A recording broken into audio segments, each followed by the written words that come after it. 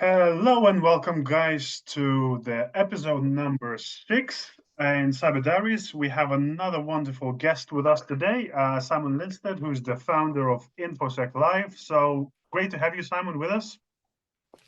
Great to have you too. Sorry, I was just slurping my coffee there. I didn't know you'd put me up on the screen yet. Uh, No, it's an absolute pleasure. We've obviously met at a couple of events in the past, and I'm honoured to be your 6th guest on your show, Marius. Thank you. yeah, it's a great pleasure to, I guess, take a bit of direction. We obviously talked, last few episodes where we're talking about technology founders and talking to people how they are solving specific technological problems. And I guess we kind of taken a bit of a turn and we're going into sort of community development, community spirit, and I guess a few words, Simon. First of all, for those of the listeners who might not have heard of Infosec.Live, so if you can just briefly tell what's the community about, what's the ethos of the community, and then we'll probably cover how it came Yeah, about. of course. I suppose I should start with, you mentioned the fact that the previous shows have been about the technology focus and perhaps the process focus of the industry. I'd like to think that this is the people part that we're talking about today. And without going into a huge amount of background about my journey, I founded Infosec.Live back in June 2021 after I'd come in or tried to enter the industry from a 25-year career in financial services, regulated sales, effectively with my own business. I'd spent my whole life thinking money was success.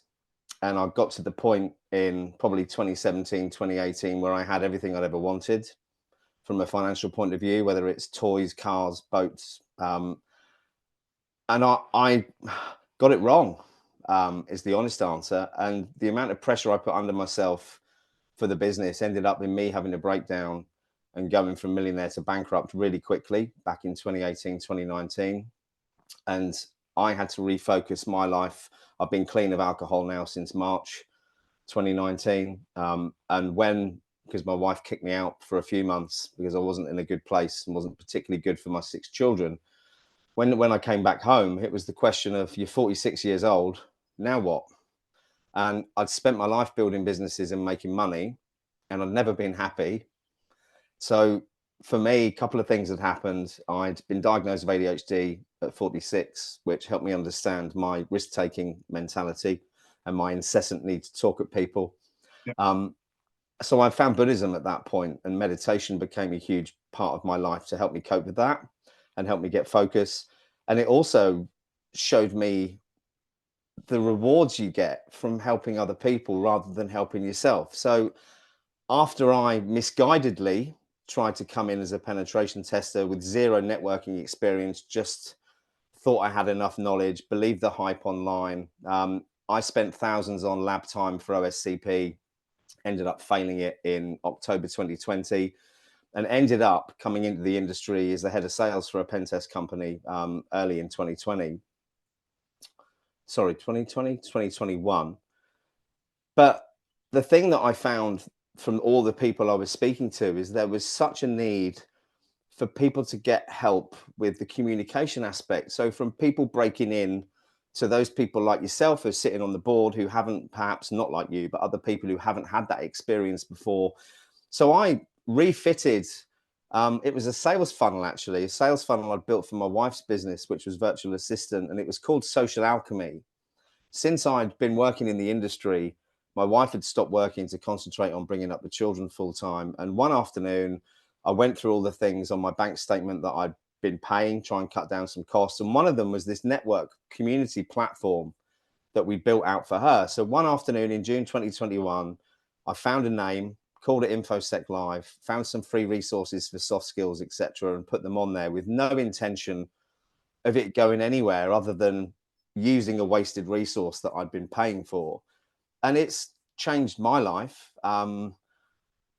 We've ended up growing to 6,000 members globally. We've helped hundreds of people get jobs. We're in the process this week of registering as a not-for-profit here in the UK.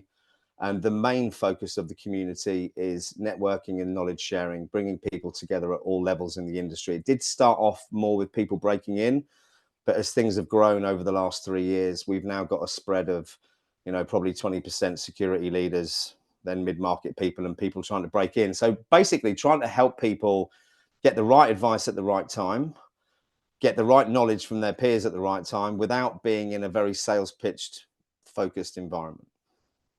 I think it's great way to do things, and I think communities are sort of growing and becoming another way where you can get knowledge from peers, but you also get, because I think, as you just kind of mentioned, I think it can seem daunting and dark. Yeah. You just go into cybersecurity and you think, oh, some people told me get a few courses under my belt, and Yeah. I'll be off and ready to go. But I think sometimes people miscomprehend, and I think the way the industry is changing as well.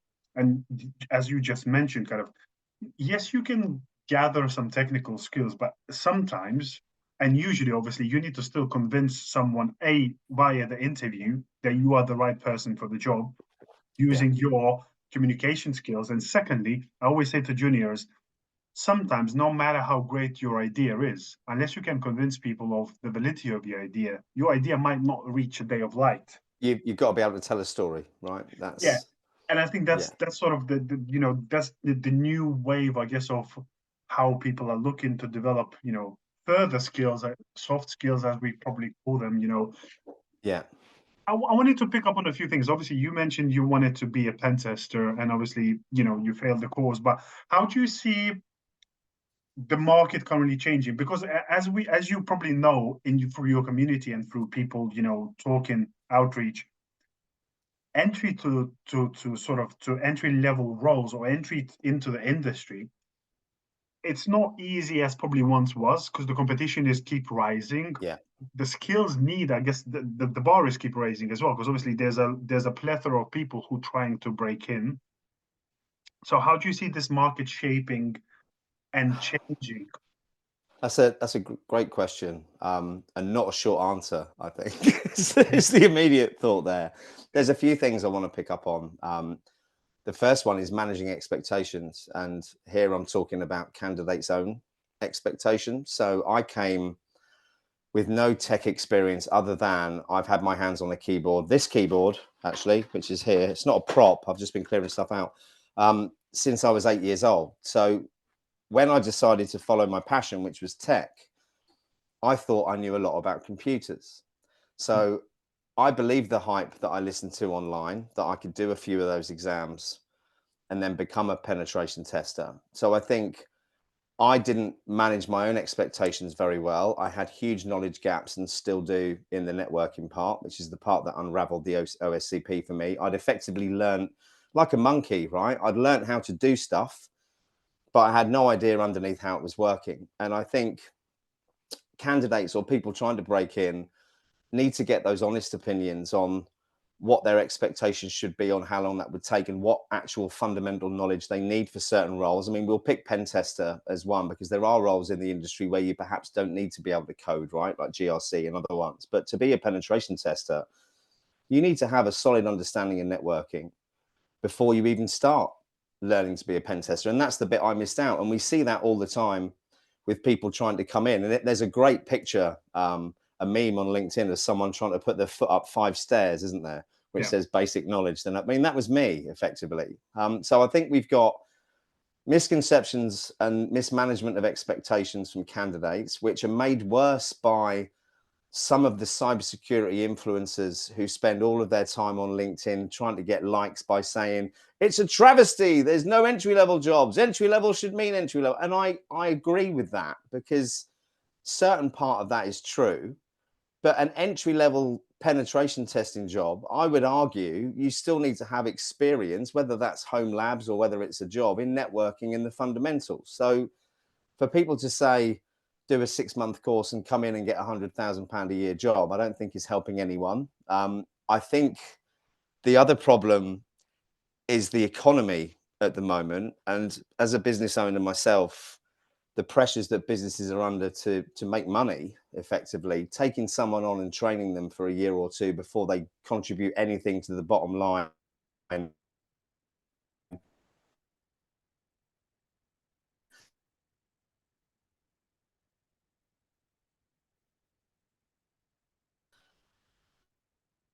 I think I've just lost your mic, Simon.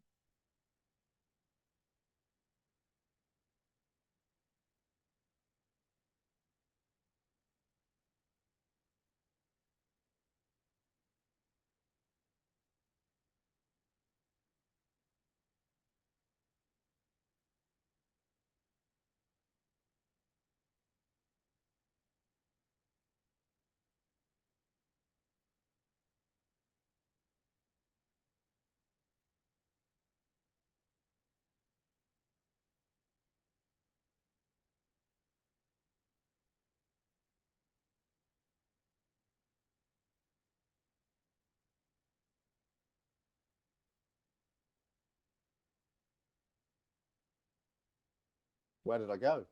Where did I go? Oh, okay, yeah. I just said we just lost your mic on the last few sentences. I said the last few sentences was, I hope I'm not coming across like a doom and gloom merchant saying that there aren't opportunities, because there are opportunities. It's an amazing industry to be in. There's so many people like yourself who are prepared to give up time to help those coming in. But my message for those coming in is, one, you have to put the determination and the drive in to make it happen. You can't expect everything to be done for you, and you need to manage your own expectations on how long that could potentially take, and work out a way of, maybe you'd have to do another job first before you get the job that you want. Again, it's that instant gratification culture that we all live in that permeates across every aspect of our lives, doesn't it? Yeah, I think you're very right. I think there's definitely I see two sort of branches coming out, and the problems that we currently see is there are companies who want to make money through training. We all know, and some Of companies course. should, but Yeah. companies want to make money for not necessarily for the benefit of their trainees, but just to make the money. And sometimes, as you say, fundamentals is a key point that sometimes people bypass on the Yeah. route into the industry. So without doing, for example, even I always say to people, yeah, CompTIA. So depending on your level of skills, if you jump straight into security bypassing networking and A+, you might miss some of the key skills Yeah. that sometimes you might know how to say do some security analyst jobs, but sometimes you are in a situation where you need to dig deeper, Yeah. and that's where you get lost. I liken it to, I'm a bit crap at maths, so I think I've got dyscalculus, which is like dyslexia for mathematics, right? Yeah, Because I've always really struggled with it. But I think the reason I struggle with it is because I never learnt my times tables properly yeah, in primary school. And that fundamental knowledge then goes across everything you do in maths, doesn't it? And I think it's the same. It's the same in this industry, yeah. perhaps. So that's one thing, and I think on the other side we touched a bit. I think companies as well, as you say, depends on the company's size, but companies, as you say, are hesitant or limited to invest in real junior talent. Yeah. And there's probably two again branches going at. Some companies are disguising junior roles as senior for the Agreed. junior salary. To pay them less. Yeah, Yeah. 100% agree. And Yeah. secondly, I think sometimes people usually, I think sometimes not enough taking a chance. Because Yeah. I always say to people Agreed.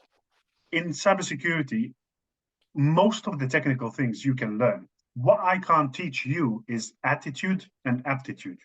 Yes. Those two things cannot be taught. So if you find a person who's got the right attitude and aptitude and willingness to learn, so for example, a very simple example, I've hired someone who's been an electrician for 16 years, and Yeah. he got the first role in cybersecurity, and he's been a brilliant hire. He's Yeah. done tremendously well because I saw the plethora And of. you gave him that chance. So do you know, there was a firm I was doing some consultancy for a couple of years back. I'll give them a shout out. Bramfit Technology Labs, really good firm. One of their best penetration testers spent 20 years working at Halfords as a motor mechanic, Yeah, and they took him on and trained him up, and he's by far their best tester that they've got. And I think you're right, and there's a lot of people in the industry who will give people the chance, but the majority of businesses, and that's the word we need to focus on, business is there to make money, and people can't forget that, because if the business isn't making money, no one at that business is going to have a job, and that's the harsh reality of the economic system that we live in, right? You're definitely right, and I think if you look at two economies of scale, I think how security is changing as well. Always security used to be viewed as cost center for the business, Yeah. but now business leaders, including myself, are changing the way we do security and showcasing and security benefit and I guess ROI for the business, as in how we enhance the sales cycles, how we enhance Yeah. security of you know It's sales enablement, isn't it? yeah, sales Yeah. enable customer acquisition, closing the sales cycles quicker and enabling business development to do their job quicker. That's how it can help. I guess, that's one part of the, I guess, community and we kind of touched a bit, there is boot camps, there is self-training, but I guess, bringing people together who are on that path, who can share and bounce ideas and hear the Yeah. actual truth instead of you know, there are some people sometimes who are misguided in their, I Yeah. guess, journey into industry. That's one way. Yeah. Now, if we pivot into the next thing, I guess, whether, I don't know whether you read, but my latest article about how, cybersecurity, sales in cold calling, cold emailing is dead, Yeah. and how the community is changing through, building communities together, doing events without sales pressure, but actually bringing people together to chat, bounce around ideas. And I guess that's another way of how your community is branching out. So It is. I think the technology industry is an interesting one because we try and solve every problem through technology and automation. yeah, And I think the lesson that's been learned with the sales outreach is that you can't automate this bit, the bit that you need, the building rapport, the building relationships. And I'm not going to say there isn't a place for that cold outreach because I think, with 30 years in sales, I know there is a place for that.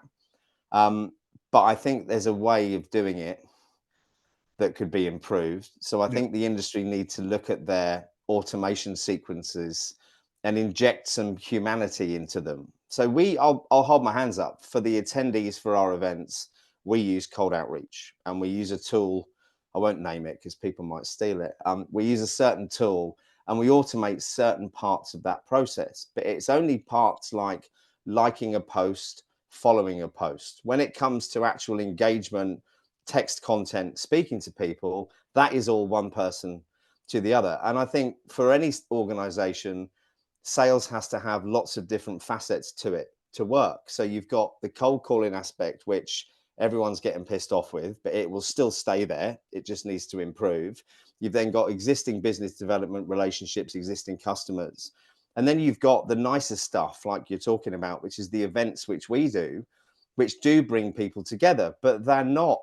I'm not going to stand here as an event organizer and say this is what you should spend all of your sales and marketing budget on, because it isn't. It should yeah. just be one aspect of an overall, in my opinion. But yeah, there's some really bad practices out there for sales. And Yeah, I think as you touched, it's diversification of your outreach. But as you say, I think the way companies, and I see some of that being changes a bit, because obviously some of the behemoth large cybersecurity vendors, obviously they run massive marketing budgets yeah, with questionable practices. But I think some of the yeah, newer people who are coming to the market, they're understanding that a sharing knowledge and being thought as a thought leader in specific niche what they are selling yeah, and driving community engagement not only potentially expands the word of mouth but showcases your values because I think 100%. we all agree that some questionable practices and obviously leaders are talking behind through Yeah, CISO communities, through all kinds of communities, and that word of mouth is very quickly builds a specific reputation where yeah. your budgets or your marketing efforts it's sort of rowing It against the sucks. team. Yeah. Oh yeah, oh yes, it does.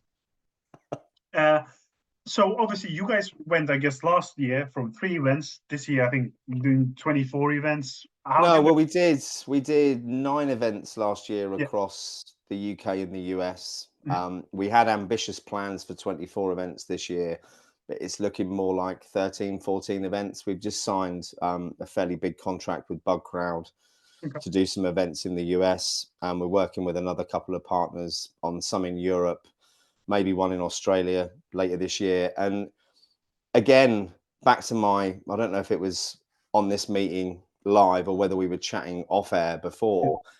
The biggest challenge I've had over the last 3 years is working out a way to monetize the community for two reasons. One, to fund what we're trying to do within it, and two, to pay me a wage to enable me to do it. And the first year was the happiest year of my life, but the poorest, because I was just spending all my time helping other people. And my wife said to me, "It's lovely that you're happy, Simon, but we've got 6 children and we kind of need to feed them." So the first thing I did was this. I set up a YouTube channel in 2022 and started doing leadership content, managed to monetize that through sponsorship with Rapid7 and No Name Security as well back in 2022. And after interviewing lots of leaders like yourself, a year later, February last year, I'd had so many people come to me and say they're sick of the event formats they go to being very sales pitched focused, that I did a pilot event with a lad called Lee Gilbank from Leeds in Cambridge in the UK. And we got 35 leaders in a room, talked about instant response over beer and pizza. And it was such a success that, yeah, the next one we did was in Tampa, where we had 70 leaders turn up. We then got invited back to Tampa in September to do it again. We've done San Francisco, Washington, London 3 times, Manchester. And then this year we've done Austin, Texas in January, London, where I saw you in February. And then we've got next one is in May, RSA. Got 3 events at RSA this year. And then I'm at Washington, DC for Gartner at National Harbor, and then Black Hat and the usual ones for the rest of the year. So it's there was never any intention to run events. And the only reason I'm running events is to fund the community. And going back to one of your previous comments, or we were talking about the different ways you can learn and come into the industry. So I always moan about boot camps. However, and I'm going to come back to that in a second, you've got traditional certs, self-learning, college, university. You've got all these options and everyone's got an opinion on what one's the right one. And my honest opinion is there isn't one that's the right one, because we're all completely different people. What works for you might not work for me.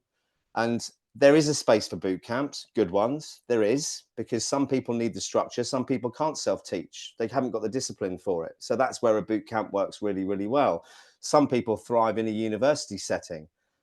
Me, I wouldn't thrive in that. So it's different courses for different horses is my point. I think there are, and this is, I'm rambling now, but coming back to the community, for the last 3 years, I've been looking at ways of implementing training plans for people to help them break in. And I think the one thing I've learned is that we're not the place to do that. What we're the place to do is bring people together where they can discuss, share their own experiences and work out what is the right thing for them. So what I'm trying to work on now is an approved list of education providers voted for and approved by leaders and community members. So when people come into the industry, they can go through some psychometric profiling that tells them a little bit more about themselves, what their previous skills are, what they're good at, what they enjoy. We can then match that to the type of job or career that they want to do. And then we'll know what kind of learner they are, and we can recommend the right course for them. So that's the vision, that's the dream. I just need to get this not-for-profit registered and start tapping up the government for some money to get it done. I think it's a perfect example, because I constantly get into conversations as well with people, and I always say to them, I can't prescribe you how you need to train. You have to see what works for you. Because, for example, I'm a video content receiver, so my normally courses will be watching videos. Where some people prefer reading, some people prefer any other methods, and it's about finding what works for you. I just wanted to pick up on the last point, and I know we had a previous discussion, because there are a plethora of funds in the government, and I guess where we kind of I know there is a discussion talking about, there are big organizations that have entry-level training and can tap into those government funds. There are. But how do we make those government funds and training junior talent more accessible to SMEs and SMBs? Because this key point is, we can't get these companies can't have, if I got a team of 3, I can't You've got me spend. excited now. I'm excited now. Yeah. Yeah, but See, that's the this thing. is, I'm with you. Yeah, I can't spend 1 or 2 guys training another No, junior person because my team is too no. small. This is the other part of my dream. So going back to my 18-year-old who's thriving in this apprenticeship environment in Aviva, I'd love to build something with the help of funding from the UK or US government where we can provide an apprenticeship outsourced service to SMEs, where we can also offer those candidates community mentoring and support and continuous professional development for the first 2 years of their career. And I think that will help in two ways. One, it will help SMEs be able to afford the talent that they need. And if they're getting the mentoring and the support from people like you and the guidance for 2 years, they're more likely to stay at that organization as well. So you've then got the retention bonus added to it. So yeah, the SME sector is a sector that I want Infosec.Live to support moving forward. Going off on a tangent because you've mentioned it, I'm working on a conference for 2025 for the SME sector, and that's been driven by, and I'm going to name drop here, the recent NCSC event for businesses where the tickets are like 1,500 quid. You tell me, a small to medium business that can afford a 1,500 quid ticket to go and listen to some people talk about cybersecurity. That isn't the way to engage SMEs in cybersecurity. So I think there's a place for a focus for SMEs and providing them with affordable solutions. So yeah, that's something else that we're working on for 2025. I'm giving away all my secrets now, aren't I? By the way, Well, yeah. you knew I'd do this. Well, that's why we have you here, because obviously I guess, we're highlighting, first of all, we're highlighting community and people who are, potentially going into the industry and where can they find and learn and share ideas. But then secondly, as you say, there are prohibitions or barriers Yeah, for entry for junior talent, and those type of trainings and development opportunities and access to a broader spectrum than just big enterprises, yeah, will level the playing field, but hopefully as well, I guess the another part where we need as a community to work, and that's where, either through posts, through communication, through sharing ideas, is teach companies how to hire security talent, yeah. because I know companies are struggling as well. We all know, we all are, and not every company can afford to use special No. recruiters. So what they're doing, they There's use, another can of worms we can talk about if you want. yeah. So they're using obviously generalist HR talent, and obviously they either copy and pasting job descriptions and creating unrealistic expectations and Yeah, salaries as well. And I think that's another big piece where probably SMEs would get a lot of advantage while accessing that sort of knowledge. agree. And we already offer free advertising to any SME out there if they've got any cybersecurity jobs. We've got a dedicated channel for it in the community. We don't want the commission. We just want to match people up with jobs. So if there are any SMEs out there watching who've got jobs they want to fill, or they want some guidance from people on what jobs or what positions they need within the organization, have a chat with Marius or come and join the Infosec.Live community, and we're happy to share those jobs.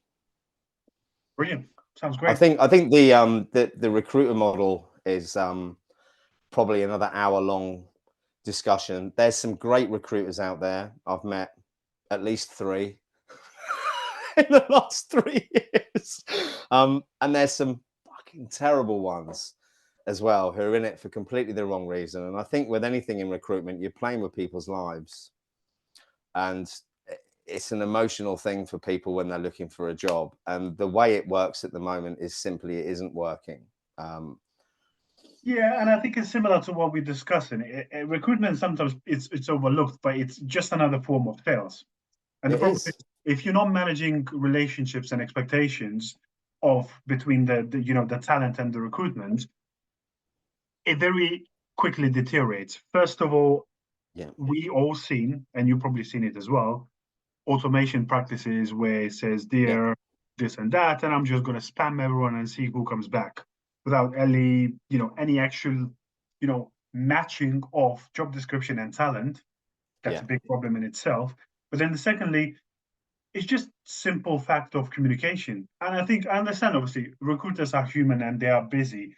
But to me, I've even recently, dealt with a few, if you can't reply to the message, even just acknowledging, it has to go both ways. Because if I'm asking something of you and you don't Yeah. reply, but then when you need something, you expect my reply.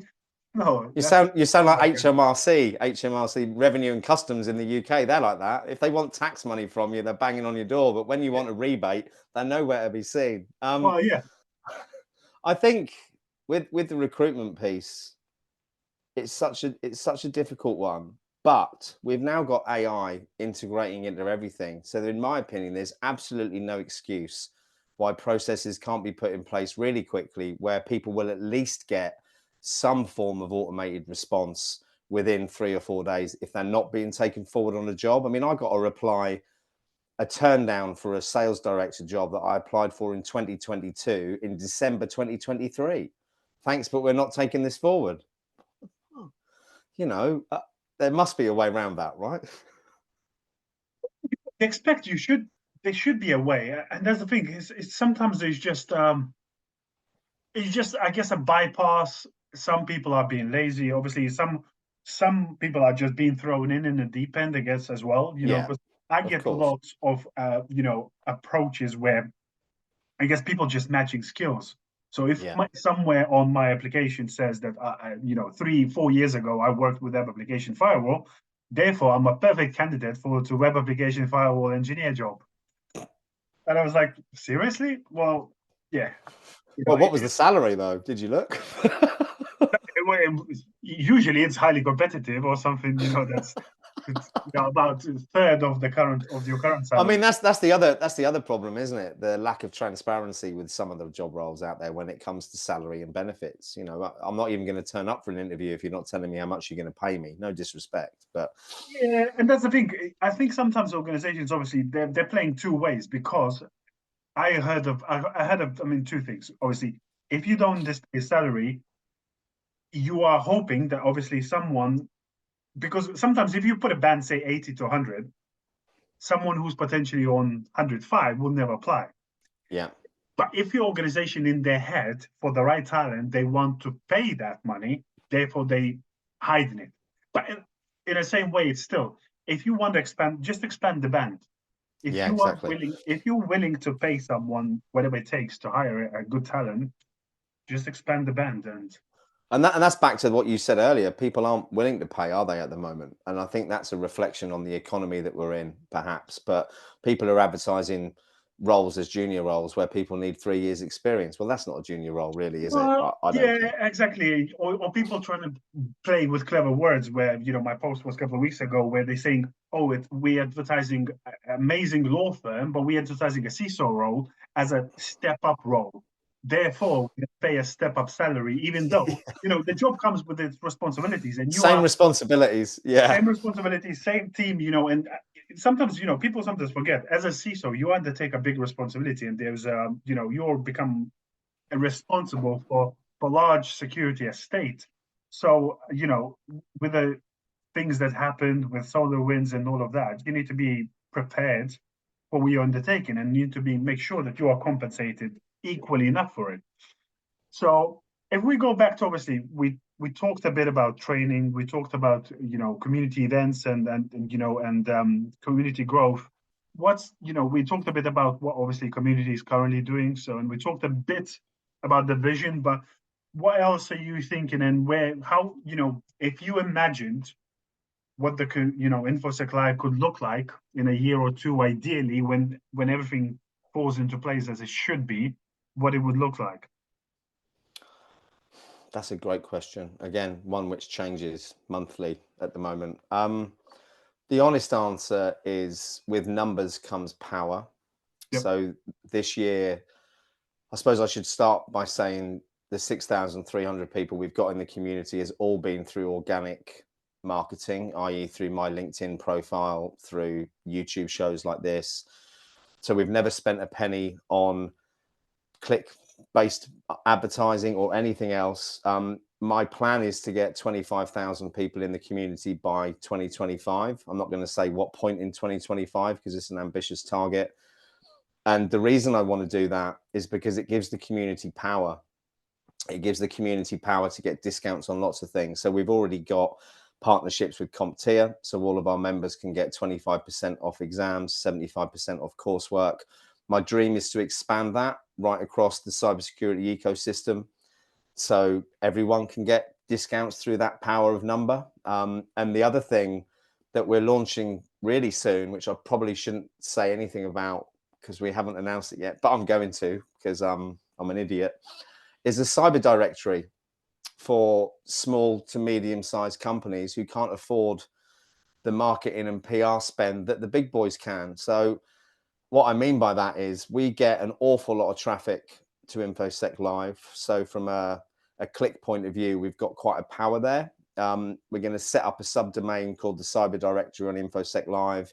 We're going to offer 500 of our existing members free access to that for life to get it going. And then we're going to make it super affordable for businesses to advertise on there. And when I mean affordable, I mean like $50 a year affordable for small consultancies, with a tiered structure going up for bigger firms. So that's immediate plans. Next few months, you'll see some more noise about that. But the other thing will be an increase in the events. And the thing that pains me the most over the last year and a half is I've had to focus all of my time on generating money to support myself and the community, that I haven't been able to put on enough community events.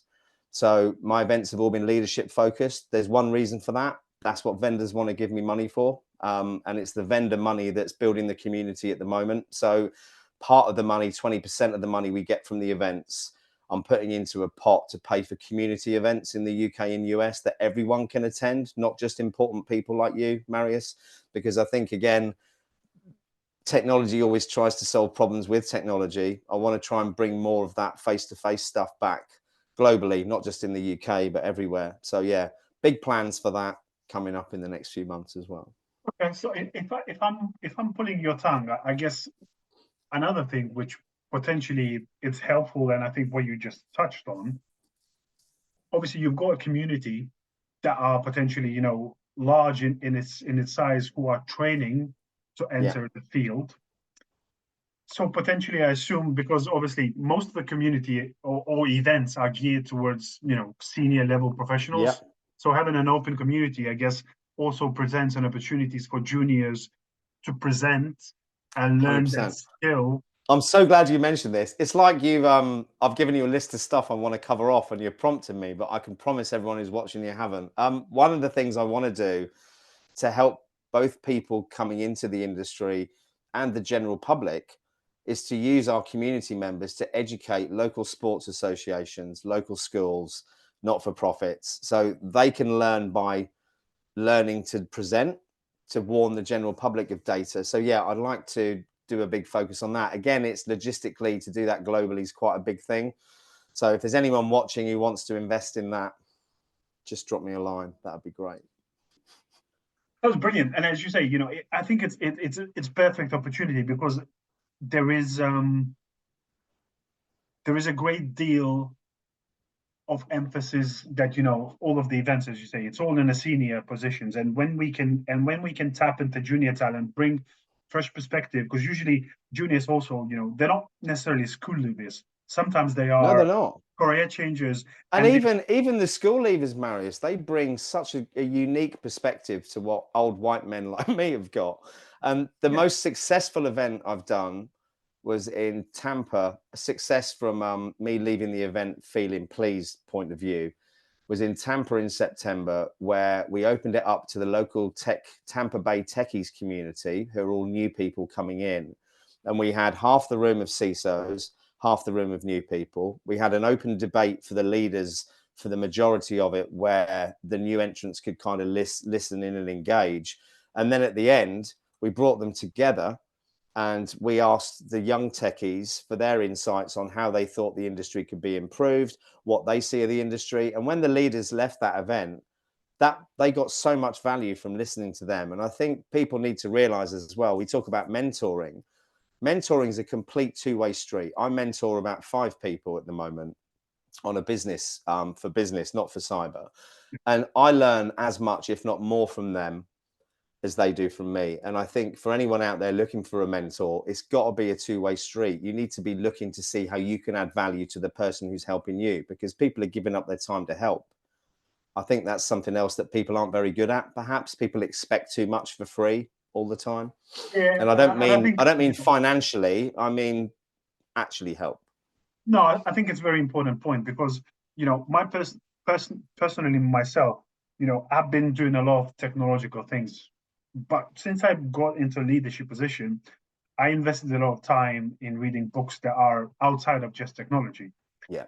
And I think the lessons that are brought into my leadership have completely transformed me because reading books such as Influence, understanding how Yeah. specific decisions are being influenced and how you can, for example, create a social engineering sort of influence in traction into your, for example, end user In a awareness positive program. way. Yeah. Yeah, it's just tremendous how you know how to leverage things like things that I've learned from smartest person in the room, from Yeah. business books, through Is that success. Christian Espinosa's book? Christian Yeah, Espinosa's great book. yeah, I had him on the show about 2 years ago. I've got a copy of it actually down here. We're doing book reviews. That's not a bad one as yeah. well. That's another That amazing was book. that was good for me as a not very technical person to get a good understanding of kind of the situation the industry's in at the moment. No, that's a And the other book recommendation is the one my wife did for me on our marriage day, which is a book about all the reasons she loves me. How about that? amazing. Where can we get that book? You can't, because it's like X-rated in parts, so we'll Oh, okay, probably leave that for another show. definitely for another show. And I guess just to sum it up, I guess you have, I think, achieved so far so much, but there's still so much more to come from Infosec.Live. And I guess a few things. First of all, how can people engage and find the community?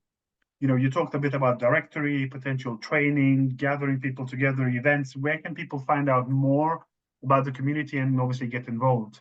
Yeah, the community is at Infosec.Live. So if you just type that in the browser, it is gated, so you have to request to join. And the reason we've done that is to make sure it's a safe place. The other thing I'll mention quickly is you do have to have your profile picture on there as well. It can be a cartoon, but we want it to be an environment that fosters collaboration between people, not people hiding behind avatars. So everyone's welcome, everything's free, we've got lots of free resources in there. But to be honest with you, the most powerful thing about it is the chat, is the people who are in there day in, day out, supporting each other, helping each other. That's the real power of it. But it'd be great to see anyone. It'd be great to see you there. Brilliant. Okay, well, that was it. It was a great conversation. Thanks, Simon, for coming along, and Pleasure. hopefully this community will flourish as it's been, and go, grow at tenfold in the next year or two. Thank you very much. I think, again, just to finish off before we wrap up, the community for me isn't about the money, it's about the people. And if anyone out there who's watching has got any ideas or insights as to funding that we can get as a not-for-profit, or any assistance that we can get from the government in the UK or the US, it would be gratefully received to try and help the people. But Marius, thank you so much for inviting me on here. It's been an absolute pleasure. And I'll see you at one of the leadership events soon, I hope. Brilliant. Thanks for coming along, Simon. And as Simon just mentioned, if you want to get involved, if you want to, or help the community, as just Simon mentioned, reach out to myself or to Simon. Go directly to Infosec.Live in the browser, and get involved. Obviously, if you are thinking about taking a leap into cybersecurity, there is no better day than today. Don't wait for tomorrow. Just get involved. Chat with people. There's obviously, I think, the one thing I wanted to end on, there's no such community anywhere as cybersecurity, how 100%. helpful and welcoming it is, and how much people can achieve just by, jumping out and having conversations. Yeah, I think I'd just like to throw something back at you there, because you said, look at what you've achieved with Infosec.Live. It's not me who's done that. It's the industry that's done that. And I say this all the time, because this wouldn't have worked in financial services. This wouldn't have worked in any other industry, because there's so many people who are genuinely good-hearted people willing to give back. So I thank the whole industry for that. Brilliant. And on that note, thank you for coming along, Simon. And this was Diaries episode 6. Pleasure. See you soon. Bye-bye.